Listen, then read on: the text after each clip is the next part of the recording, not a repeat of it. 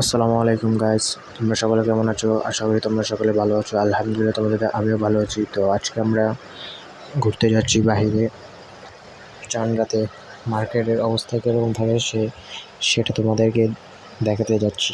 তো তোমরা আমার পাশেই থেকেও দেখতে পারবা কীরকম অবস্থা আমাদের গ্রামের মার্কেটগুলোতে।